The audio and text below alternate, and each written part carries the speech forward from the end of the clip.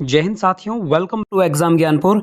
तो साथियों, इस वीडियो में हम लेकर आए हैं यूपी पुलिस 60,244 कांस्टेबल भर्ती 2024 का जो आज एग्जाम हुआ था 23 अगस्त को सेकंड शिफ्ट में। उसका पूरा ऑफिशियल एग्जाम पेपर बिल्कुल बेस्ट पीडीएफ क्वालिटी के साथ में पूरे 150 प्रश्नों का फुल एनालिसिस के साथ बिल्कुल सटीकता के साथ पूरे करेक्ट आंसर। तो 150 प्रश्नों की पूरी आंसर की आज आपको इस वीडियो के माध्यम से मिलने वाली है। तो हर एक सब्जेक्ट के आपके कंप्लीट आंसर मिलेंगे। तो वीडियो के साथ आपको अंत तक बने रहना है। हमारे जितने भी साथियों का सेकंड शिफ्ट में एग्ज़ाम था उनको ये वीडियो शेयर ज़रूर कर देना और अपने आंसर आप लोग मिला लेना। उसके बाद में मैं आपको एक सेफ स्कोर भी बता दूंगा। और हमारे जितने भी साथियों ने 23 अगस्त की फर्स्ट शिफ्ट की अगर आंसर की नहीं देखी हो तो वो भी हमने अपने चैनल पर डाल रखी है, जाकर आपकी प्लेलिस्ट में वो भी देख लीजिए। और जितने हमारे साथियों का जो आने वाली शिफ्टों में एग्ज़ाम होने वाला है वो भी इन शिफ्टों के एग्ज़ाम एनालिसिस पूरे देखते चलें ताकि उनको आने वाले एग्ज़ाम में काफ़ी ज़्यादा हेल्प मिल सके। और साथियों, चैनल पर नए हो तो सब्सक्राइब ज़रूर कर लेना ताकि आने वाले हर आंसर की आपको सबसे पहले मिले और हर पल पल की अपडेट आपको सबसे पहले मिले। तो आइए साथियों, आज के 23 अगस्त के सेकंड शिफ्ट के एग्ज़ाम पेपर पर हम आपको ले चलते हैं। उसके आंसर की हम बिना देरी किए जल्दी जल्दी लगाते चलते हैं। तो साथियों, ये रहा आपका सेकंड शिफ्ट का आपका पूरा ऑफिशियल एग्ज़ाम पेपर। तो इसमें पहला क्वेश्चन आपका ये रहा। देखिए, दिए गए आरेख में देखिए ये आया तो उन व्यक्तियों को दर्शाता है जो अंग्रेजी जानते हैं, त्रिकोण उनको दर्शाएगा जो मराठी जानते हैं, वर्ग उनको दर्शाएगा जो तेलुगु जानते हैं, वृत्त उनको दर्शाएगा जो हिंदी जानते हैं। तो 1 से 12 तक अंकित किए गए क्षेत्रीय व्यक्तियों के बीच भाषा प्रवीणता के विभिन्न संयोजनों का प्रतिनिधित्व करते हैं। कितने व्यक्ति केवल अंग्रेजी बोल सकते हैं? तो साथियों, इस क्वेश्चन का जो बिल्कुल करेक्ट आंसर होगा वो होगा ऑप्शन डी यानी कि 12। साथियों, ये प्रश्न आपके एग्जाम पेपर में ऊपर नीचे हो सकता है, ऑप्शन भी आपका यहाँ वहाँ हो सकता है। तो आपको क्वेश्चन पढ़कर और आंसर पढ़कर ही आपको अपने में टिक कर लेना है। बाकी साथियों, पूरा पेपर आप मिलाते चलिए। मैं जल्दी जल्दी आपको सिर्फ आंसर लगवाते जा रहा हूँ। सॉल्यूशन आप मेरे ग्रुप में देख लेना यदि आपको जो भी क्वेश्चन ना आए। तो दूसरा क्वेश्चन है, यदि अक्षरों का क्रम AFKP खाली स्थान है तो अगला शब्द क्या आएगा? तो ऑप्शन बी यहाँ पर करेक्ट हो जाएगा। अगला क्वेश्चन है, उस विकल्प को चुनिए जिसकी संख्याएं उस संबंध को साझा करते हैं जो दिए गए संख्या युग्म द्वारा साझा किया गया है। तो इसका सही आंसर होगा ऑप्शन डी 89/106। अगला प्रश्न है क्वेश्चन नंबर 4, एक निश्चित कोड में लर्निंग को 160 लिखा जाता है और प्रिपरेशन को कैसे लिखा जाएगा? तो इसको लिखा जाएगा ऑप्शन सी 266 के रूप में। अगला प्रश्न देखेंगे। अगला प्रश्न रहेगा क्वेश्चन नंबर आपका 5, निम्नलिखित शब्दों को अंग्रेजी शब्दकोश में उनके क्रम के अनुसार व्यवस्थित कीजिए जो पहले आता है। तो ये हो जाएगा आपका ऑप्शन ए आपका हैंडओवर। दिए गए हैं उनमें सबसे पहले आपका आएगा हैंड ओवर। तो इसके बाद हम बात करें आपके नेक्स्ट क्वेश्चन की। क्वेश्चन नंबर होगा आपका 6। देखिए, एक सीरीज़ पूरी करनी है, श्रृंखला, जिसमें आपके शब्द दिए गए हैं 2, 6, 12, 20, 30, 42। तो अगला शब्द आएगा आपका 56। ऑप्शन बी करेक्ट हो जाएगा। अगला प्रश्न है क्वेश्चन नंबर आपका 7, H+I का अर्थ है HI की बहन है, H-I का अर्थ है HI का भाई है, H गुणा I का अर्थ है HI की माँ है। तो निम्नलिखित में से किसका अर्थ है कि JP की बेटी है? तो साथियों, इसका आंसर हो जाएगा ऑप्शन डी P गुणा Q minus J plus M। ये आपका बिल्कुल करेक्ट आंसर हो जाएगा। इसमें बताया गया है निम्नलिखित विकल्पों में से वह शब्द चुनिए जो दिए गए शब्द के प्रत्येक अक्षर का केवल एक बार प्रयोग करके बनाया जा सकता है। तो इन चारों में ऑप्शन होगा आपका डी रेयर। आपका ये करेक्ट हो जाएगा। अगला प्रश्न देखिए, श्रृंखला में लुप्त संख्या ज्ञात कीजिए। तो ये आपकी श्रृंखला दी 20, 35, 60, 105, 190। तो इसका करेक्ट आंसर होगा ऑप्शन डी 355। अगला प्रश्न देखिए, क्वेश्चन नंबर होगा आपका 10, निम्नलिखित में से कौन सा आरेख पृथ्वी, समुद्र और सूर्य के बीच संबंध को अच्छे ढंग से दर्शाता है? तो इसका आंसर होगा ऑप्शन बी यानी कि ये जो चित्र बना हुआ है ये आपका सही हो जाएगा, ऑप्शन बी। अगला प्रश्न है आपका, तो साथियों अगला प्रश्न आपका ये रहा। क्वेश्चन नंबर 11, शेर गुफा में है जैसे मकड़ी होगी आपकी जाले में। ऑप्शन ए बिल्कुल करेक्ट होगा। अगला प्रश्न है, प्रिया 12 मीटर पूर्व की ओर चलना शुरू करती है, फिर बाएं मुड़ती है, 40 मीटर चलती है, फिर दाएं मुड़ती है और 30 मीटर चलती है। अब वह दाएं मुड़ती है और 40 मीटर चलती है। प्रिया अपने प्रारंभिक बिंदु से कितने दूर है? तो साथियों इसका करेक्ट आंसर होगा ऑप्शन ए 50 मीटर। अगला प्रश्न देखेंगे, क्वेश्चन नंबर होगा आपका 13। दी गई आकृति को ध्यानपूर्वक देखना है और उस आकृति में से वह विकल्प चुनना है जो प्रश्न आकृतियों में देखे गए पैटर्न को बनाए रखता है। तो साथियों देखिए ये पैटर्न है आपका 1 2 3 4 5, तो 6वें नंबर पर कौन सा पैटर्न आएगा? ऑप्शन डी यहाँ पर करेक्ट हो जाएगा। अगला प्रश्न देखिए, एक साइकिल चालक 12 किलोमीटर की पश्चिम की ओर जाता है, फिर दाईं ओर मुड़कर 7 किलोमीटर की दूरी तय करता है। साइकिल चालक अब किस दिशा की ओर जा रहा है? तो ऑप्शन होगा डी, उत्तर की ओर। अगला प्रश्न क्वेश्चन नंबर होगा आपका 15। ये साथियों देखिए यहाँ पर एक सेक्शन दिया गया है। स्कूल में कक्षा 9 के छात्रों की 4 सेक्शन ABCD हैं। अब इसमें आपके देखिए परिणाम दिए गए हैं, सेक्शन दिए गए हैं। तो इसमें जो क्वेश्चन है, दोनों परीक्षाओं में किस सेक्शन में उत्तीर्ण प्रतिशत सबसे अधिक है? तो उसका आंसर होगा ऑप्शन डी, यानी कि सेक्शन डी। अगला प्रश्न देखिए, क्वेश्चन नंबर होगा 16। आपका ग्राफ का अध्ययन करें और पता लगाइए कि पिछले वर्ष से अगले वर्ष तक चाय की अधिकतम प्रतिशत वृद्धि क्या है। तो साथियों आप देख सकते हैं यहाँ पर ये चाय में देखना है तो नीचे वाला देखिए 13 से 15 में वृद्धि हुई, तो ये कम है। 15 से 17 में हुई, ये भी कम है। 17 से 20 में यानी कि 3 की वृद्धि, ये ज़्यादा है। तो 3 17 का कितने प्रतिशत होगा? 17.65, यानी कि ऑप्शन सी यहाँ पर बिल्कुल करेक्ट हो जाएगा। अगला प्रश्न देखिए, क्वेश्चन नंबर 17। दी गई कोड भाषा का प्रयोग करके सरल बनाइए, जहाँ प्लस गुणा को दर्शाएगा, गुणा माइनस को, माइनस भाग को, भाग प्लस को। तो देखिए 9 + 4 - 6 गुणा 6 भागे 8। तो इसको हल करने पर पाएंगे हम ऑप्शन बी, यानी कि 8 आपका करेक्ट आंसर हो जाएगा। अगला प्रश्न देखिए, अब देखिए साथियों ये फिर चित्र वाली सीरीज़ आ गई कि देखिए 1 पैटर्न, 2 पैटर्न, 3 4, तो 5वें नंबर पर कौन सा आएगा? तो ऑप्शन ए वाला आपका ये चित्र आ जाएगा। अगला प्रश्न देखिए, सादृश्य को पूरा करना है। देखिए 145 अनुपात 15 की घात 4, इसी प्रकार समानुपात में 532, अब अनुपात में 52 की घात 3 यहाँ पर आंसर करेक्ट हो जाएगा। अगला प्रश्न देखेंगे, तो ये क्वेश्चन नंबर 20। यदि आपके पास एक नियमित पंचभुजीय पेंटागोनल प्रिज्म है और आप इसे इसके आधार बेस के समानांतर काटते हैं, तो अनुप्रस्थ काट क्रॉस सेक्शन किस आकार का बनेगा? पंचभुज, यानी कि पेंटागन। साथियों ये क्वेश्चन आपका पिछली शिफ्ट में भी आ चुका है। जो भी सेकंड शिफ्ट वाले पिछली शिफ्ट का पेपर देख कर गए होंगे वो इसका आंसर क्लियर लगा के आए होंगे। सेम क्वेश्चन आपका आया था पिछली शिफ्ट में। अनुक्रम में अगला क्या आता है आपका? ACEG, तो अगला आएगा आपका आई, ऑप्शन ए। अगला प्रश्न देखें, एक मेज पर 4 कार्ड रखें, प्रत्येक कार्ड पर एक तरफ नंबर और दूसरी तरफ अक्षर होता है। प्रदर्शन पर आपका 3, 8, बी और के दिखाते हैं। हमारी आवश्यकता को पूरा करने के लिए किन कार्डों को पलटना चाहिए? यदि किसी कार्ड में एक तरफ स्वर है तो दूसरी तरफ एक सम संख्या है, तो वो होगा आपका ऑप्शन सी, 8 और ई। अगला प्रश्न देखें, क्वेश्चन नंबर 23। एक लड़की की ओर इशारा करते हुए विपिन कहता है कि लड़की मेरे पिता की इकलौती संतान की बेटी है। विपिन की पत्नी पार्वती का उस लड़की से संबंध क्या होगा? माँ का संबंध होगा, ऑप्शन बी यहाँ पर करेक्ट होगा। अगला प्रश्न देखिए, कैमरा आपका फोटोग्राफर के पास होता है तो माइक्रोस्कोप होगा आपका बायोलॉजिस्ट के पास, ऑप्शन डी बिल्कुल करेक्ट होगा। अगला प्रश्न, डॉल्फिन और व्हेल कैसे समान है? क्योंकि दोनों आपकी हवा में सांस लेती हैं, ऑप्शन बी यहाँ पर करेक्ट होगा। अगला प्रश्न देखिए, क्वेश्चन नंबर 26। दिए गए त्रिभुजों में ट्राइंगल्स की संख्या बताइए। त्रिभुजों की संख्या ज्ञात करनी है इसमें, तो त्रिभुज होंगे 16, ऑप्शन बी करेक्ट होगा। अगला प्रश्न देखिए, क्वेश्चन नंबर है आपका 27। दिए गए चित्रों में से वह चुनिए जो श्रृंखला को पूरा करे। ABCD, तो ऑप्शन आपका डी होगा यहाँ पे। इसके बाद ये, फिर ये, फिर ये, फिर ये, और फिर अगली आकृति जो आएगी वो ये वाली आएगी, तो ऑप्शन डी यहाँ पर करेक्ट होगा। अब देखिए इसमें से विषम ज्ञात करना है, 1 2 3 4, तो इसमें से विषम होगी आपकी डी वाली। डी वाली आपकी विषम होगी, यह आपका करेक्ट आंसर होगा।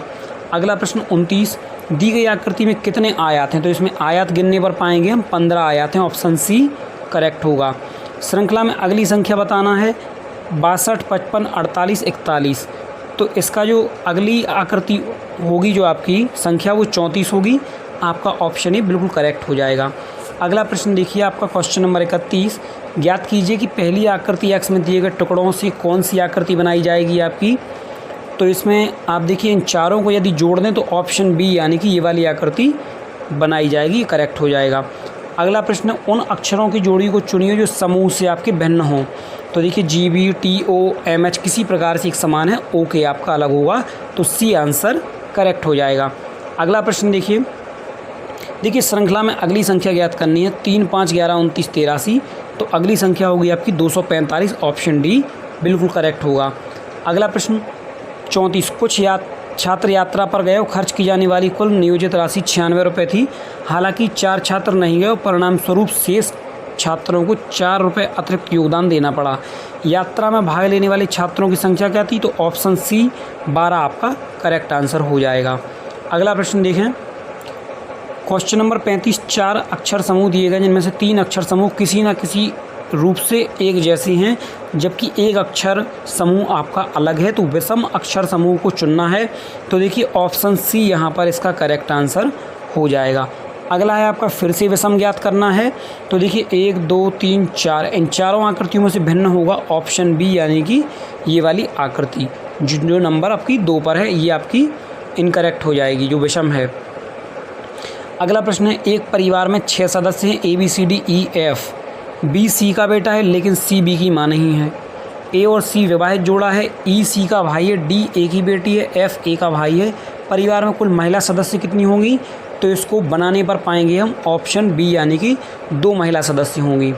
अगला प्रश्न क्वेश्चन नंबर 38, यदि 6 आम की कीमत 90 रुपये और 10 आम की कीमत क्या होगी? देखिए 6 की कीमत अगर 90 रुपये है तो यानी 1 आम की कीमत होगी 15 रुपये, तो 10 आम की कीमत कितनी होगी? 10 गुणा 15 बराबर 150 रुपये। ऑप्शन सी बिल्कुल करेक्ट हो जाएगा। अगला प्रश्न, एक राशि का भुगतान 1764 की 2 वार्षिक किस्तों में किया जाता है जिससे वार्षिक संयोजित 5% चक्रवृद्धि ब्याज मिलता है। तो उधार ली गई राशि कितनी थी आपकी? 3280 रुपये, ऑप्शन ए बिल्कुल करेक्ट हो जाएगा। अगला प्रश्न, सी और बी एक कार्य को आपका 18 दिन और 24 दिन में करते हैं। उन्होंने 8 दिन तक एक साथ काम किया, फिर सी चला गया। अब बी ने शेष कार्य को आपका कितने दिन में पूरा किया? तो इसको हल करने पर आएगा ऑप्शन बी 5 सही 1/3 दिन, ये आपका करेक्ट आंसर हो जाएगा। अगला प्रश्न देखेंगे क्वेश्चन नंबर 41, ए और बी प्रत्येक कार्य को 75 दिन में कर सकते हैं। उन्होंने एक साथ कार्य करना शुरू किया लेकिन ए ने कुछ समय बाद छोड़ दिया और बी ने शेष कार्य को 23 दिन में पूरा किया। अब ए ने कार्य शुरू होने के कितने दिनों बाद काम छोड़ दिया? तो ऑप्शन ए यानी कि 26 दिन बाद उसने काम छोड़ दिया। ए आपका बिल्कुल करेक्ट आंसर हो जाएगा। अगला प्रश्न देखें क्वेश्चन नंबर 42 कि एक वस्तु की कीमत में 25% की वृद्धि की गई, तत्पश्चात कीमत को 20% घटा दिया गया, फिर 10% बढ़ा दिया गया, तो कीमत में परिणामी वृद्धि क्या होगी? तो इसका करेक्ट जो आंसर होगा हल करने पर ऑप्शन बी यानी कि 10%। क्वेश्चन नंबर 43, क्रमशः 180 प्रति किलोग्राम और 280 प्रति किलोग्राम वाली 2 प्रकार की चाय को किस अनुपात में मिलाया जाए कि प्राप्त मिश्रण को 320 रुपये प्रति किलोग्राम बेचे जाने पर 20% का लाभ हो? तो इसमें जो अनुपात में मिलाया जाएगा वो 2:13 के अनुपात में इसको मिलाया जाएगा, तब उसको 20% का लाभ होगा। अगला क्वेश्चन देखेंगे 44, ए प्लस बी की गति की दरों के बीच अनुपात 2:3 है, इसलिए ए को गंतव्य में पहुंचने पर बी द्वारा लिए गए समय से 15 मिनट अधिक का समय लगता है। यदि ए दुगनी गति से चलता है तो उसे दूरी तय करने में कितना समय लगेगा आपका? देखिए उसको लगेंगे आपके 45 मिनट, तो इसको उसकी हाफ लगेंगे क्योंकि ये दोगुना चलेगा, तो ये हो जाएगा आपका option A 22.5 minute. Question number 45, एक धनराशि साधारण ब्याज पर 5% वार्षिक दर से 3 गुना हो जाती है यदि उसी समय में यह धनराशि किसी दर प्रतिशत पर 6 गुना हो जाएगी। तो इसमें ये दर होगी 12.5%। 12.5 की दर से ये धनराशि 6 गुना हो जाएगी उसी समय में। क्वेश्चन नंबर 46 देखिए, सेवा से सेवानिवृत्त एक व्यक्ति की पेंशन उसकी सेवा के पिछले 3 वर्ष के दौरान औसत वेतन के आधे के बराबर है। तो उसका वेतन 1983 को 380 रुपये प्रति माह था और 1/10/83 और 1/10/84 और 1/10/85 पर 40 रुपये की देय राशि की वृद्धि के साथ यदि वह 1/1/86 को सेवानिवृत्त होता है तो वह प्रति माह कितनी पेंशन प्राप्त करेगा? तो प्राप्त करेगा आपकी 230 रुपये। ऑप्शन डी यहाँ पर बिल्कुल करेक्ट हो जाएगा। यदि अगला प्रश्न है, यदि किसी संख्या का 70% 0.35 है तो उस संख्या का 120% क्या होगा? तो उसका 120% होगा 0.6। ये आपका करेक्ट आंसर हो जाएगा ऑप्शन डी। अगला प्रश्न देखिए, एक व्यापारी ने 25% का लाभ प्राप्त करने के लिए शामिल करने के लिए एक वस्तु की कीमत अंकित की, लेकिन अंकित मूल्य पर 16% की छूट भी दी। उसका वास्तविक लाभ क्या होगा आपका? तो ऑप्शन सी यानी कि 5% उसका लाभ हो जाएगा। अगला प्रश्न, क्वेश्चन नंबर 49, एक क्रिकेट खिलाड़ी की 30 पारियों के लिए बल्लेबाजी औसत रन 30 रन है, उसका सर्वोच्च स्कोर उसके न्यूनतम स्कोर से 100 रन से अधिक है। यदि इन दोनों पारियों को शामिल नहीं किया जाए तो बाकी 28 पारियों का औसत 38 रन है, तो खिलाड़ी का न्यूनतम स्कोर क्या होगा? Option B 18। ये बिल्कुल करेक्ट हो जाएगा। अगला प्रश्न है, एक निर्माता एक विशेष घटक के 2000 टुकड़ों को 50 रुपये प्रति पीस की दर से आपूर्ति करने का वचन देता है। उसके अनुमान के अनुसार यदि 5% घटक गुणात्मक परीक्षा पास करने में असफल हो जाते हैं तो वह 25% लाभ कमाएगा। हालांकि 50% घटकों को अस्वीकार कर दिया गया था तो निर्माता को कितना नुकसान हुआ? 26,000 रुपये का, यानी कि ऑप्शन बी करेक्ट हो जाएगा। अगला प्रश्न है आपका, एक कार को 6400 में बेचने पर श्री राव को 20% की हानि हुई, तो क्रय मूल्य क्या होगा आपका? यानी कि 80% हुआ, 100% निकालेंगे, ऑप्शन सी यानी कि 8,000 बिल्कुल करेक्ट आंसर होगा। अगला प्रश्न देखेंगे, क्वेश्चन नंबर 52, एक पुराना 2 व्हीलर डीलर एक स्कूटर को 460 में बेचता है तो उसे कुछ नुकसान होता है। यदि वह 580 में बेचता है तो उसका लाभ उसकी हानि का दोगुना होता है, तो स्कूटर का क्रय मूल्य क्या होगा? 500 रुपये, ऑप्शन डी बिल्कुल करेक्ट आंसर होगा। अगला प्रश्न देखिए, अगला प्रश्न यहाँ पर हमारा होगा, एक नाव धारा के विपरीत 80 किलोमीटर 16 घंटे में और धारा के साथ 72 किलोमीटर 12 घंटे में चलती है, तो स्थिर जल में नाव की गति क्या होगी? इसको हल करने पर हम पाएंगे ऑप्शन बी यानी कि 5.5 किलोमीटर प्रति घंटा इसका सही उत्तर होगा। अगला प्रश्न है, क्वेश्चन नंबर आपका 54, एक व्यक्ति शांत जल में 22.5 किलोमीटर प्रति घंटे में तय करता है और यह पाता है कि उसकी धारा के विपरीत लिया गया समय धारा के साथ के समय का दोगुना है, तो धारा की गति क्या होगी? तो इसका सही आंसर होगा 7.5 किलोमीटर प्रति घंटा। क्वेश्चन नंबर 55, 1/2, 2/3, 3/4 और 4/5 का महत्तम समापवर्तक SCF याद कीजिए, तो इसका ऑप्शन सी 1/60 बिल्कुल करेक्ट आंसर हो जाएगा। अगला प्रश्न देखिए, एक कार्यालय में वरिष्ठ अधिकारी और सचिव हैं। यदि 15 सचिव छुट्टी पर चले जाएं तो प्रत्येक सचिव के ऊपर 2 वरिष्ठ अधिकारी होते हैं। उसके बाद 45 वरिष्ठ अधिकारियों की छुट्टी जाने के पश्चात अब प्रत्येक वरिष्ठ अधिकारी के पास 5 सचिव रहते हैं। तो फिर ज्ञात कीजिए कि शुरू में सचिव कितने थे? तो इसका सही आंसर होगा ऑप्शन बी 40 सचिव। क्वेश्चन नंबर 57, 285, 510, 1440 का महत्तम समापवर्तक यानी कि मासा निकालना है, तो क्या निकलेगा इसका? ऑप्शन बी यानी कि 15 इसका करेक्ट आंसर हो जाएगा। साथियों, ये हो गई आपकी रीजनिंग। अब हम बात करेंगे आपकी GK GS की। तो GK GS की बिल्कुल आप सटीक आंसर यहाँ से देख लीजिए। तो हम स्टार्ट करते हैं क्वेश्चन नंबर 58 से। UDHR मानव अधिकारों की सार्वभौमिक घोषणा का कौन सा अनुच्छेद उत्पीड़न से शरण लेने के अधिकार की गारंटी देता है? तो वो होता है आपका अनुच्छेद 14 यानी कि ऑप्शन बी बिल्कुल करेक्ट आंसर होगा। क्वेश्चन नंबर 59 जो होगा आपका NPA का पूर्ण रूप, तो ये होता है आपका नॉन परफॉर्मिंग एसेट्स यानी कि गैर निष्पादित परिसंपत्तियाँ, ऑप्शन ए बिल्कुल करेक्ट हो जाएगा। अगला प्रश्न देखेंगे क्वेश्चन नंबर 60, ये आपका उत्तर प्रदेश के किस जिले में सैरा नृत्य मनाया जाता है? तो ये आपका बुंदेलखंड का लोक नृत्य है सैरा नृत्य। ये आपका ललितपुर जिले में मनाया जाएगा क्योंकि इन चारों जिलों में से बुंदेलखंड का जिला है ललितपुर। अगला प्रश्न देखिए क्वेश्चन नंबर 61, व्यापक परमाणु परीक्षण प्रतिबंध संधि का मुख्य उद्देश्य क्या है आपका? ऑप्शन डी, नागरिक और सैन्य दोनों उद्देश्यों के लिए सभी परमाणु विस्फोटों पर प्रतिबंध इसका करेक्ट आंसर हो जाएगा। अगला प्रश्न, अर्जुन पुरस्कार किस खेल में दिया जाता है? तो साथियों आप सभी को पता है अर्जुन पुरस्कार आपका खेल में विशेष उपलब्धि प्राप्त करने के लिए दिया जाता है, ऑप्शन ए करेक्ट हो जाएगा। इंडिया विंस फ्रीडम किसकी आत्मकथा है? आप सभी को पता होगी, अबुल कलाम आज़ाद जी की आत्मकथा है। India wins freedom famous book है। अगला प्रश्न है आपका 64। 2016 के विमुद्रीकरण के बाद आरबीआई को कितने प्रतिशत 500 और 1000 के नोट प्राप्त हुए थे? तो इसका करेक्ट आंसर होगा आपका 98.96% आपके नोट आरबीआई को वापस हुए थे। बाकी 1.4% नोट आरबीआई को प्राप्त नहीं हुए थे। अगला प्रश्न है 1993 मानव अधिकारों के विश्व सम्मेलन ने किस घोषणा को अपनाया था? तो ऑप्शन सी, वियना घोषणा को अपनाया गया था। अगला प्रश्न देखें हम यहाँ पर, क्वेश्चन नंबर होगा आपका 66। किस संवैधानिक संशोधन अधिनियम ने लोकसभा और राज्य विधानसभाओं में अनुसूचित जाति और अनुसूचित जनजातियों के लिए सीटों के आरक्षण को बढ़ाया? तो वह आपका 79वां संविधान संशोधन, ऑप्शन डी यहाँ पर करेक्ट हो जाएगा। Question number 67। लोकटक झील भारत के किस राज्य में है? तो आप सभी को पता होगा, काफ़ी फेमस लूसेंट का क्वेश्चन है। लोकटक झील मणिपुर राज्य में है, ऑप्शन बी। अगला प्रश्न देखें, क्वेश्चन नंबर 68। प्रस्तावना उद्देशिका में राष्ट्र की एकता अखंडता शब्दों का उद्देश्य किस मौलिक सिद्धांत को बढ़ावा देता है? ऑप्शन डी, संप्रभुता को। अगला प्रश्न है कौन सा एक सॉफ्टवेयर प्रोग्राम है जो इंटरनेट के माध्यम से आने वाले सभी डेटा को फिल्टर करता है? तो आप सभी जानते हैं फायरवॉल। फायरवॉल का प्रयोग जो होता है वो इंटरनेट के माध्यम से आने वाले जो डेटा होता है उनको फिल्टर करता है, एंटीवायरस के रूप में काम करता है। अगला प्रश्न देखें, क्वेश्चन नंबर 70। दर्शकों के साथ संवाद करने के लिए सोशल मीडिया प्लेटफॉर्म की रणनीतिक उपयोग के लिए शब्द होगा आपका, ये होगा सामाजिक माध्यम विपणन बाजारीकरण।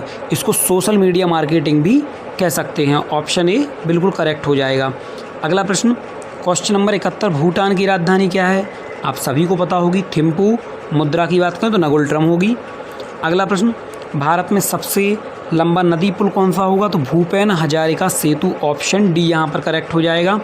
सरकार ने किसान क्रेडिट कार्ड योजना कब पेश की थी? आप सभी को पता होगा, 1998-99 की सत्र में ये आपकी योजना शुरू की गई थी। तो ऑप्शन में देख लेते हैं, ये आपका अगस्त 1998, ये बिल्कुल करेक्ट हो जाएगा।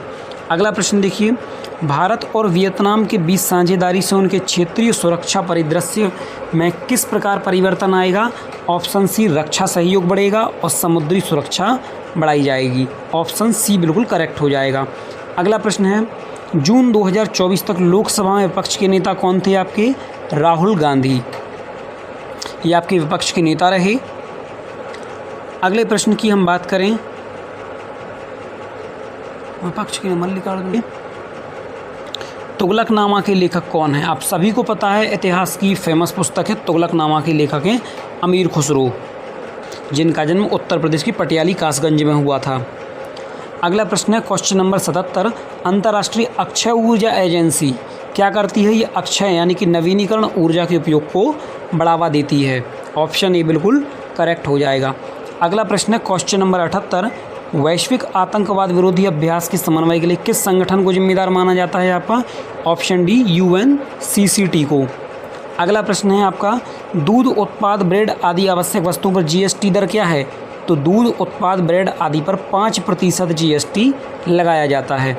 अगला प्रश्न देखें, 80 चंद्रमा पर नासा के मानवयुक्त लैंडिंग मिशन को क्या नाम दिया गया था? 2024-25 तक पूरा होने की संभावना है, तो उसको दिया गया था आर्टिमिस, ऑप्शन डी यहाँ पर करेक्ट आंसर हो जाएगा। अगला प्रश्न है क्वेश्चन नंबर 81। अंतर्राष्ट्रीय थर्मोन्यूक्लियर प्रायोगिक रिएक्टर परियोजना का उद्देश्य निम्नलिखित की व्यवहार्यता प्रदर्शित करता है, ऑप्शन हो जाएगा आपका बी, बड़े पैमाने पर कार्बन मुक्त स्रोत के रूप में संलयन ऊर्जा, यह आपका करेक्ट आंसर हो जाएगा। अगला प्रश्न देखेंगे, क्वेश्चन नंबर होगा आपका 82। 14 सितंबर को क्या मनाते हैं? तो राष्ट्रीय हिंदी दिवस मनाया जाता है 14 सितंबर को, आप सभी को पता होगा। अगला प्रश्न, भारतमाला परियोजना, ये आपकी एक सड़क मार्ग से संबंधित परियोजना है। जैसे प्रधानमंत्री ग्राम सड़क योजना चलाई गई थी, इसी प्रकार भारतमाला परियोजना भी चलाई गई थी। अगला प्रश्न देखें, अगला प्रश्न है आपका, कौन सा त्यौहार भारत में प्रकाश के त्यौहार के रूप में मनाते हैं? आप सभी को पता है, प्रकाश के रूप में दीपावली इसका करेक्ट आंसर होगा। भारतीय GST में किस प्रकार का कर प्रस्तुत किया जाता है? तो GST में आप सभी को पता है वस्तु एवं सेवा कर होता है, तो यानी कि सर्विस टैक्स यानी सेवा कर, ऑप्शन बी करेक्ट आंसर होगा। अगला क्वेश्चन है, निम्नलिखित में से किसने पहली बार बुनियादी शिक्षा का विचार प्रतिपादित किया? तो वो महात्मा गांधी ने किया था, ऑप्शन ए बिल्कुल करेक्ट हो जाएगा। अगला प्रश्न देखिए, भारत में 2020-21 में कौन सा राज्य मसालों का प्रमुख उत्पादक? तो साथियों याद रखना 2020-21 की बात की गई है, तो इसमें होगा मध्य प्रदेश सबसे अग्रणी राज्य था मसालों के मामले में। अगला प्रश्न देखें, प्रथम lifetime disturbance the peace award शांति भंग का आजीवन पुरस्कार प्राप्त करता है यहाँ पर सलमान रुश्दी। ये बहुत ही बेहतरीन लेखक हैं, इनकी काफ़ी किताबें फेमस हैं। अगला प्रश्न, सबसे कम लिंगानुपात वाला भारतीय राज्य? तो वो है आपका हरियाणा। आप सभी को पता है 879 इसका लिंगानुपात है। अगला प्रश्न देखेंगे, क्वेश्चन नंबर 90 होगा आपका जनसंख्या डी का घनत्व क्या है? तो साथियों इसका करेक्ट आंसर होगा जनसंख्या डी का घनत्व होगा ऑप्शन सी, डी बराबर एन अर्थात संख्या अपॉन एस यानी कि स्पेस, यानी डी बराबर एन अपॉन एस, यानी कि जनसंख्या घनत्व बराबर संख्या अपॉन स्पेस। अगला प्रश्न देखेंगे, क्वेश्चन नंबर 91, बायोमेट्रिक प्रौद्योगिकी का एकीकरण भारत में आंतरिक सुरक्षा ढांचे को कैसे बढ़ाएगा? पहचान और सत्यापन प्रक्रियाओं में सुधार करके। बायोमेट्रिक जो हमारा आधार कार्ड से होता है फिंगरप्रिंट के द्वारा, वही। अगला प्रश्न, क्वेश्चन नंबर 92, 1928 में बारडोली सत्याग्रह का नेतृत्व किसने किया था? सरदार वल्लभ भाई पटेल ने। साथियों ये क्वेश्चन आपने कई बार पढ़ा होगा, वल्लभ भाई पटेल ने बारडोली सत्याग्रह का नेतृत्व किया था, इसी कारण उनको 1928 में सरदार की उपाधि प्राप्त हुई थी। अगला प्रश्न, 2021 में इंस्टाग्राम इंटरनेट पर दुनिया भर में सबसे अधिक इस्तेमाल किए जाने वाले सोशल मीडिया प्लेटफॉर्म में स्थान दिया गया था भारत में चौथा। तो साथियों आप देख सकते हैं जो इंस्टाग्राम है ये 2021 से ट्रेंडिंग में आया था, हालांकि चलता पहले से था लेकिन जब से इस पर रील्स आई तो ये आपका ट्रेंडिंग में आया और 2021 में इंस्टाग्राम को दुनिया भर में चौथे नंबर के सोशल मीडिया प्लेटफॉर्म के रूप में स्थान दिया गया था। अगला प्रश्न, चीन ने तिब्बत पर आक्रमण किया था आप सभी को 1950, चीन ने तिब्बत पर आक्रमण किया था 1950 में। निम्नलिखित में से किस जीव को जल प्रदूषण का जैव संकेतक? तो क्वेश्चन नंबर 95 का सही आंसर होगा ऑप्शन सी यानी कि मेंढक। अगला प्रश्न देखेंगे, क्वेश्चन नंबर 96, यदि आप इन्फॉर्मेशन के 1, 5, 6, 8 अक्षरों को उपयोग करके एक अर्थपूर्ण अंग्रेजी शब्द बनाएं तो उसका शब्द का चौथा अक्षर क्या होगा? तो साथियों इसका जो आंसर होगा ऑप्शन ए यानी कि एम होगा। इसका जो हम इसके अक्षर निकाल लेंगे तो पहला होगा आपका आई, दूसरा पाँचवां होगा आपका आर, छठवां होगा आपका एम और आठवां होगा टी। तो ये शब्द हम बनाएंगे TRIM ट्रिम, तो इसका चौथा शब्द होगा आपका एम यानी कि ए, इसका बिल्कुल करेक्ट आंसर हो जाएगा। क्वेश्चन नंबर 97 देखेंगे, दिए गए विकल्पों में से यह युग्म ज्ञात कीजिए दिए गए युग्म के समान है। प्रक्षेप यानी प्रक्षेप पथ में चलेगा तो उपग्रह आपका कक्षा में चलेगा, तो ऑप्शन डी यहाँ पर करेक्ट हो जाएगा। अगला प्रश्न, यदि धारा के विपरीत चलने पर नाव की गति 18 किलोमीटर प्रति घंटा है तो धारा की गति यदि धारा की दिशा के नाम की गति इसकी विपरीत दिशा वाली गति से 50% अधिक है तो धारा की गति होगी 4.5 किलोमीटर प्रति घंटा। ऑप्शन डी यहाँ पर सही हो जाएगा। अगला प्रश्न है क्वेश्चन नंबर 99, 8 मीटर आधार और 16 मीटर ऊंचाई वाले त्रिभुज का क्षेत्रफल हो जाएगा आपका ऑप्शन डी 64 मीटर स्क्वायर। अगला प्रश्न देखेंगे, क्वेश्चन नंबर 100 है आपका वाई एक्स के पूर्व में है जो पी के पूर्व में है, जेड वाई के उत्तर पश्चिम में, जेड किस दिशा में पी होगा, जेड की किस दिशा में पी होगा? तो इसका आंसर होगा ऑप्शन बी दक्षिण पश्चिम दिशा में। तो ये आपकी दक्षिण हो गई और ये आपकी दक्षिण पश्चिम हो गई, यहाँ पर आपका होगा। अगला प्रश्न, असमान संख्या बताइए। देखिए यहाँ पर संख्याएं बताई गई हैं जैसे है 92, 71, 84, 82, 76, 33, 67, 24 और 57, 45। तो इसमें जो विषम संख्या होगी वो होगी आपकी 57, 45 यानी कि ऑप्शन ए बिल्कुल करेक्ट होगा। अगला प्रश्न, कौन सी संख्या शेष से भिन्न होगी? फिर वही क्वेश्चन 13, 17, 23, 27, 29 ये एक निश्चित क्रम में आगे बढ़ रहे हैं तो इसमें जो 27 बीच में ये नहीं आएगा आपका, ये गलत है, ऑप्शन डी बिल्कुल सही हो जाएगा।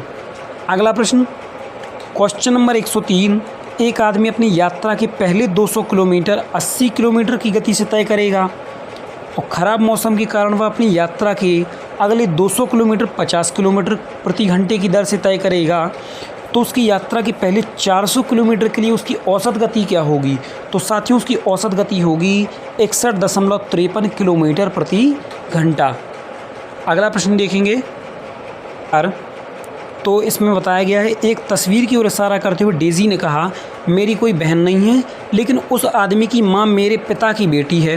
तो तस्वीर किसकी थी? उसके बेटे की। ऑप्शन ए बिल्कुल करेक्ट हो जाएगा। अगला प्रश्न क्वेश्चन नंबर 105, रानी पश्चिम की ओर 20 किलोमीटर चली, फिर बाएं मुड़ी और 20 किलोमीटर चली, फिर बाएं मुड़ी 20 किलोमीटर चली, अपने बाईं ओर 45 डिग्री घूम गई और सीधे चली। अब वह किस दिशा में चल रही है? तो उत्तर पूर्व दिशा में चल रही है। उत्तर पूर्व समझते हैं साथियों, उत्तर ये हो गया, उत्तर पूर्व आपकी ये दिशा हो गई। अगला प्रश्न क्वेश्चन नंबर 106, देखिए अंक और अक्षर कोड दिए गए हैं। तो इन्होंने पूछा है कि 47, 29, 38 के लिए प्रासंगिक कोड ज्ञात करना है। तो साथियों इसमें कुछ नहीं है, देखकर यहाँ पर हमें देखिए ऊपर अंक दिए गए हैं, नीचे यहाँ पर शब्द दिए गए हैं। तो चुनकर हमें यहाँ पर ये 1, 2, तीनों शर्तें यहाँ पर पढ़ लेनी है। इसके बाद में जो हमें आंसर देना है ऑप्शन सी ZTMWNZ इसका बिल्कुल करेक्ट आंसर हो जाएगा। यदि आपको किसी भी प्रश्न में कोई डाउट रहता है तो आप कमेंट में पूछ सकते हैं, आपको बिल्कुल करेक्ट तरीके से सॉल्यूशन दे दिया जाएगा। अगला प्रश्न देखते हैं क्वेश्चन नंबर 107, श्रृंखला 15, 36, 63, 96 में अगली संख्या कौन सी आएगी? तो वो आएगी ऑप्शन सी 135, ये आपका सही आंसर हो जाएगा। अगला प्रश्न है क्वेश्चन नंबर 108, दिए गए प्रश्न में चिन्ह की बाईं ओर अक्षरों के 2 सेट हैं जो किसी तरीके से जुड़े हुए हैं। जैसे कि देखिए यहाँ पर श्रृंखला है, 18-120 को RAT के कोड किया जाएगा, तो 18-91, 47-19 को कोड किससे करेंगे? ऑप्शन ए RINGS, ये आपका बिल्कुल करेक्ट आंसर हो जाएगा। अगला प्रश्न देखिए क्वेश्चन नंबर 109, विषम युग्म ज्ञात करना है। तो देखिए इसमें विषम युग्म कुत्ते का पिल्ला होगा, गाय का बछड़ा होगा, भेड़ का मेमना होगा, लेकिन कछुआ का कूर्म टर्टल नहीं होगा। ऑप्शन सी यहाँ पर सही हो जाएगा। अगला प्रश्न देखें, क्वेश्चन नंबर है आपका 110, एक परिवार में 5 सदस्य PQRST। PQ एक विवाहित जोड़ा है, Q महिला सदस्य, PR का इकलौता बेटा है जिसकी इकलौती बेटी S है। तो TS की माँ है, तो Q T से कैसे संबंधित है? तो ऑप्शन डी बहू इसका बिल्कुल सही उत्तर होगा। अगला प्रश्न देखिए, ये पाई चार्ट दिया गया है 111 में, तो इस पाई चार्ट का अध्ययन करना है। तो ये दोनों पाई चार्ट आपको अच्छे से देख लेनी है, दोनों आपके एक ही है, ये हिंदी में, ये इंग्लिश में है। तो देखिए इसके द्वारा जो पूछा गया क्वेश्चन वो ये है, यदि किसी पुस्तक का अंकित मूल्य 40% अधिक निर्धारित किया गया है और अंकित मूल्य 280 रुपया है, तो पुस्तक की एक प्रति में प्रयुक्त कागज़ की लागत क्या होगी? तो ऑप्शन डी यानी 50 रुपये इसका करेक्ट आंसर हो जाएगा। अगला प्रश्न देखें, क्वेश्चन नंबर 112, नीचे दी गई अक्षर श्रृंखला के अनुसार प्रश्न का उत्तर दीजिए। देखिए दी गई व्यवस्था में कौन से 2 पड़ोसी वर्णमाला क्रम में सबसे दूर हैं? तो वो है आपका डी और वाई, यानी कि ऑप्शन बी करेक्ट हो जाएगा। अगला प्रश्न देखें, क्वेश्चन नंबर होगा 113, यदि लोगों के एक समूह में 40 को चाय पसंद है, 30 को कॉफ़ी, 20 को चाय कॉफ़ी दोनों, तो कितने लोग केवल चाय पसंद करेंगे? तो ऑप्शन ए यानी कि 20 लोग चाय पसंद करेंगे केवल। ऑप्शन ए करेक्ट आंसर होगा। देखिए 114 से 118 तक जो है ये आपकी झांसी की रानी कविता सुभद्रा कुमारी चौहान की प्रसिद्ध कविता है। इसके आधार पर हमें कुछ प्रश्नों के उत्तर देने हैं। देखिए आप सभी ने सुनी तो होगी कि लक्ष्मी थी व या दुर्गा थी व स्वयं वीरता की अवतार, देख मराठे पुलकित होते उनके तलवारों के वार, नकली युद्ध व्यूह की रचना, खेलना खूब शिकार, सैन्य घेरना दुर्ग तोड़ना, ये थे उनके प्रिय खेलवार, महाराष्ट्र कुल देवी उनकी आराध्य भवानी थी, बुंदेले हर बोलों के में हमने सुनी कहानी थी, खूब लड़ी मर्दानी वह तो झांसी वाली रानी थी। ये कहावत, ये आपकी कविता जो है पूरे भारत में ऐसा कोई व्यक्ति नहीं होगा जिसने ना सुनी हो। तो झांसी वालों, ये झांसी की रानी की ये कविता है जो सुभद्रा कुमारी चौहान की प्रसिद्ध कविता है। अब देखिए इसके आधार पर हम कुछ क्वेश्चन के उत्तर देंगे। तो पहला क्वेश्चन है क्वेश्चन नंबर 114, कवयित्री की अधिकांश रचनाएं हैं देखिए देशभक्तिपूर्ण, उसमें देशभक्ति झलक रही है तो देशभक्तिपूर्ण होंगी। ऑप्शन सी बिल्कुल करेक्ट होगा। अगला प्रश्न है क्वेश्चन नंबर 115, खूब लड़ी मर्दानी वो तो झांसी वाली रानी थी, इसमें मर्दानी शब्द का अर्थ होगा वीरांगना। आपने पढ़ा हुआ वीरांगना रानी लक्ष्मीबाई। अगला प्रश्न क्वेश्चन नंबर 116, उक्त पद्यांश का सही शीर्षक क्या होगा? तो झांसी की रानी। झांसी की रानी की कविता है तो इसका शीर्षक भी झांसी की रानी होगा। अगला प्रश्न देखिए क्वेश्चन नंबर 117, इस कविता की कवयित्री का नाम है सुभद्रा कुमारी चौहान, जैसा कि ऊपर स्पष्ट बताया ही गया है। तो ये प्रश्न आपके बिल्कुल भी गलत नहीं होने चाहिए, ये आपको बिल्कुल देख के टिक करने थे। अगला प्रश्न है, इस कविता में किस रस का प्रयोग किया गया है? आप सभी को पता है देशभक्तिपूर्ण है, तो देशभक्ति सुन के हमें वीरता का आभास होता है, तो वीर रस का प्रयोग इसमें किया गया है। दिए गए विकल्पों में से विधुर का स्त्रीलिंग होगा विधवा, यानी जिस स्त्री का पति मर जाता है उसको विधवा कहते हैं, और जिस पुरुष की स्त्री खत्म हो जाती है उसको विधुर कहा जाता है। तो ऑप्शन बी यहाँ पर बिल्कुल करेक्ट आंसर हो जाएगा। अब देखिए क्वेश्चन नंबर 120, तुम कब आओगे? इस वाक्य में उचित विराम का प्रयोग है प्रश्नवाचक चिन्ह। तुम कब आओगे यानी क्वेश्चन मार्क लगेगा इसमें, क्योंकि प्रश्नवाचक क्वेश्चन है ये।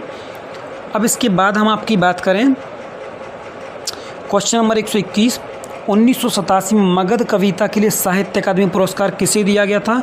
तो 1987 में त्रिलोचन को दिया गया था मगध कविता के लिए। अगला प्रश्न, कौन सा शब्द आपका विशेषण है? तो निपट। ऑप्शन सी आपका यहाँ पर ये विशेषण शब्द है।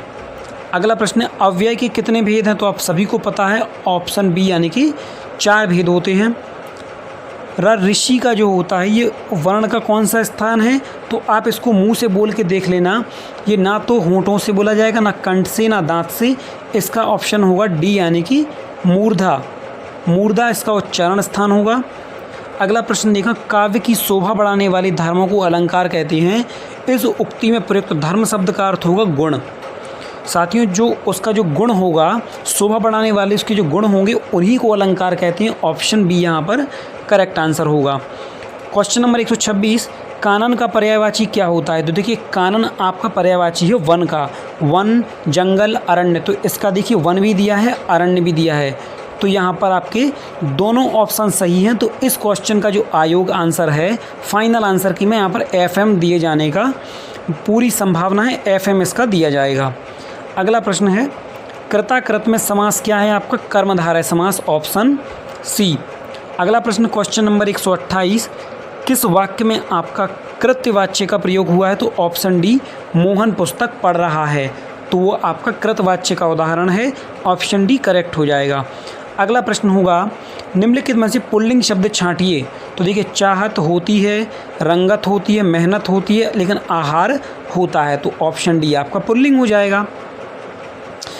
क्वेश्चन नंबर 130, माघ फागुन में पड़ने वाली ऋतु के लिए एक शब्द उसको कहते हैं शिशिर। माघ फागुन जो होली का समय होता है उसे कहते हैं शिशिर। ऑप्शन ए इसका बिल्कुल करेक्ट आंसर होगा। क्वेश्चन नंबर 131, अभिज्ञ शब्द का भिन्नार्थक शब्द क्या होगा? यानी अभिज्ञ क्या पर्यायवाची। देखिए अभिज्ञ उसे कहते हैं जिससे कोई ज्ञान ना हो, जो अनभिज्ञ हो, तो ऑप्शन ए मूर्ख इसका बिल्कुल करेक्ट आंसर होगा। अगला प्रश्न, चीफ की दावत कहानी की रचनाकार कौन है? तो देखिए ये एक बड़ा ही हिंदी का क्वेश्चन है जो बहुत ही कम पूछा गया है अभी एग्ज़ाम में, तो इसका सही आंसर होगा चीफ की दावत कहानी के रचनाकार हैं दुष्यंत कुमार लेखक। अगला प्रश्न होगा, अर्धविराम चिन्ह किसे कहते हैं? आप सभी को पता है अर्धविराम चिन्ह। ऑप्शन बी देखिए आपका ये होगा अर्धविराम चिन्ह। अगला प्रश्न, इति और इति शब्द युग्म का सही विकल्प। देखिए इति का मतलब होता है आपका समाप्ति, इति का अर्थ होता है आपका समाप्ति, और इति शब्द का है बाधा। तो आपने देखा 134 में इति का होता है समाप्ति और इति का होता है बाधा। ऑप्शन ए इसका बिल्कुल करेक्ट हो जाएगा। अगला प्रश्न देखेंगे क्वेश्चन नंबर 135, मैं गाने का अभ्यास करता हूँ, वाक्य की शुद्ध रूप का चयन करना था, तो ऑप्शन बी यहाँ पर बिल्कुल करेक्ट हो जाएगा। अगला प्रश्न देखेंगे क्वेश्चन नंबर होगा आपका 136, अभय और उभय शब्द का युग्म सही अर्थ कौन सी है? तो देखिए अभय का अर्थ होता है आपका निर्भय और उभय का होता है दोनों, तो इसका सही आंसर हो जाएगा ऑप्शन ए निर्भय और दोनों। अगला प्रश्न देखेंगे क्वेश्चन नंबर होगा आपका 137, अंधेर नगरी का अर्थ क्या होता है? तो अंधेर नगरी चौपट राजा कहावत आपने सुनी होगी, तो अंधेर नगरी का मतलब होता है अन्याय की जगह। क्वेश्चन नंबर 138 में देखेंगे आप कांति और क्लांति शब्द युग्म का सही अर्थ क्या होगा। तो कांति का मतलब होता है चमक और क्लांति का मतलब होता है थकावट। अगला प्रश्न देखिए क्वेश्चन नंबर 139, आधि और व्याधि शब्द युग्म में आधि का अर्थ क्या होगा। तो आधि का मतलब होता है मानसिक रूप से कष्ट। ऑप्शन ए यहाँ पर बिल्कुल करेक्ट हो जाएगा। अगला प्रश्न यहाँ पर हम देखेंगे ता वर्ग की ध्वनियों का उच्चारण स्थान क्या होगा आपका, दंत यानी कि बी। ऑप्शन बी बिल्कुल करेक्ट हो जाएगा। अगला प्रश्न है वह लाचार है क्योंकि वह अंधा है। देखिए वो लाचार है और क्योंकि वह अंधा है इसका कारण दिया गया है, तो इसमें जो अव्यय होगा वो होगा ऑप्शन डी कारणवाचक अव्यय। अगला प्रश्न 142, बिनु पग चले सुने बिनु काना, कर्म बिनु कर्म करे विधि नाना। इस पंक्ति में कौन सा अलंकार है। आपने हिंदी के अलंकार वाले चैप्टर में इस वाली पंक्ति को जरूर पढ़ा होगा। ये उदाहरण के रूप में दी गई है और सेम टू सेम आपके एग्जाम में यही पूछ ली जाती है। तो ऑप्शन डी इसमें विभावना अलंकार बिल्कुल आपको करेक्ट लगा देना था और जिनका लगा हुआ है बिल्कुल करेक्ट आंसर है। साथियों इस पेपर की जो पीडीएफ है वो हमारे टेलीग्राम ग्रुप में हमने डाल दी है, तो जो भी हमारे साथी टेलीग्राम ग्रुप से नहीं जुड़े हों वो डिस्क्रिप्शन में दी हुई लिंक से जाकर हमारे टेलीग्राम ग्रुप को ज्वाइन कर लेना। और 23 अगस्त की फर्स्ट शिफ्ट का एग्ज़ाम पेपर पूरी एनालिसिस के साथ हमने डाल रखा है। अगर वो भी नहीं देखा है तो वो जाकर चैनल पर हमारी प्लेलिस्ट में देख लीजिए। और आगे आने वाली 8 शिफ्टों के एनालिसिस और पूरी फुल आंसर की आपको हमारे द्वारा सबसे पहले प्रोवाइड की जाएगी। तो चैनल को सब्सक्राइब करना है, वीडियो को हर यूपी पुलिस के ग्रुप में और हर कैंडिडेट्स के पास आपको शेयर करना है ताकि सभी लोग अपना स्कोर मिला सकें और अपने मार्क्स हमें कमेंट्स करके बता सकें। इसके अलावा आपके जो कोई भी प्रश्न हो, आपके कट ऑफ से संबंधित हों, आपकी कोई गलती हो गई हो पेपर में, तो आप हमें कमेंट में बता सकते हैं। आपको हर कमेंट का जवाब मिलेगा, पूरी समस्याओं को समाधान किया जाएगा। तो साथियों चैनल के साथ आपको बने रहना है जब तक यूपी पुलिस की भर्ती है। आपको यूपी पुलिस के अलावा अन्य भर्तियों की अपडेट भी आपको हमारे द्वारा सबसे पहले दे दी जाती है। तो कल सुबह हम 24 अगस्त की प्रथम शिफ्ट की आंसर की लेकर आएंगे 12 से 1 बजे के बीच। तो आप सभी साथी तैयार रहें जिनका भी एग्ज़ाम आगे होना है। तो साथियों क्वेश्चन नंबर 143 देखते हैं, किस क्षेत्र में विशेष योगदान के लिए ज्ञानपीठ पुरस्कार दिया जाता है। तो साहित्य में, साहित्य के क्षेत्र में दिया जाता है। अगला प्रश्न है आपका क्वेश्चन नंबर 144, दवाई शब्द का सही बहुवचन रूप का विकल्प पहचानिए। तो अगर दवाइयाँ आपका ऑप्शन बी यहाँ पर करेक्ट हो जाएगा। अगला प्रश्न है वर्णमाला किसे कहते हैं। ऑप्शन सी वर्णमाला वर्णों के व्यवस्थित समूह को कहा जाता है। ऑप्शन सी बिल्कुल करेक्ट हो जाएगा क्वेश्चन नंबर 145 का। क्वेश्चन नंबर 146 है अंगारे बरसना मुहावरे का सही अर्थ क्या होता है। तो इसका सही अर्थ होता है अंगारे बरसना कड़ी धूप होना। कड़ी धूप होती है तो हम कहते हैं अंगारे बरस रहे हैं। तो इसका सही आंसर होगा ऑप्शन ए कड़ी धूप होना। अगला प्रश्न होगा 147, घर का रहस्य जानने वाला बड़ा घातक होता है। अर्थ की बोधक लोकोक्ति क्या होगी। घर का बेदी लंका ढाए। ये लोकोक्ति बड़ी फेमस है, आप सभी ने सुनी होगी। तो इसका ऑप्शन भी बिल्कुल करेक्ट आंसर होगा कि घर का रहस्य जानने वाला बड़ा घातक होता है, इसीलिए अपने घर के रहस्य किसी को नहीं बताने चाहिए, अजनबी व्यक्ति को। क्वेश्चन नंबर 148 देखिए, इसमें विशेषण शब्द क्या है। देखिए जाना तो है नहीं, देवता भी नहीं है, कौन भी नहीं है, तो सुंदर जो शब्द है ये आपका विशेषण शब्द होगा। ऑप्शन सी इसका सही आंसर हो जाएगा। क्वेश्चन नंबर 149, मुझे बारिश में भीगना पसंद नहीं, ये किस सर्वनाम का उदाहरण है। तो ऑप्शन सी ये आपका उत्तम और प्रथम पुरुष दोनों का उदाहरण हो गया ये। तो ऑप्शन सी इसका करेक्ट आंसर हो जाएगा। क्वेश्चन नंबर 150, निर्वासित में कौन सा प्रत्यय होगा। तो देखिए निर्वास में आपका प्रत्यय जो होगा वो होगा आपका इत। निर्वास प्लस इत, तो ये इत आपका पहला आंसर हो जाएगा। प्रत्यय क्योंकि शब्दों के पीछे लगते हैं, उपसर्ग शब्दों के आगे लगती हैं। तो 150 का करेक्ट आंसर होगा ऑप्शन ए। तो साथियों ये आपका 23 अगस्त का सेकंड शिफ्ट की आंसर की थी। मैंने आपको 150 क्वेश्चनों के पूरे आंसर यहाँ पर करेक्ट लगवा दिए हैं। ऑफिशियल आंसर की में आपके कोई भी बदलाव यहाँ पर देखने को नहीं मिलेगा। एक प्रश्न के लिए आपको FM मिलेगा जो मैंने आपको बता दिया है। इसके अलावा आपको कोई डाउट है आप कमेंट में पूछ सकते हैं और आगे आने वाली हर शिफ्ट का एनालिसिस हमारे चैनल पर सबसे पहले दिया जाएगा। तो हमारे चैनल पर बने रहिएगा और वीडियो को लाइक करिएगा और शेयर कर दीजिएगा।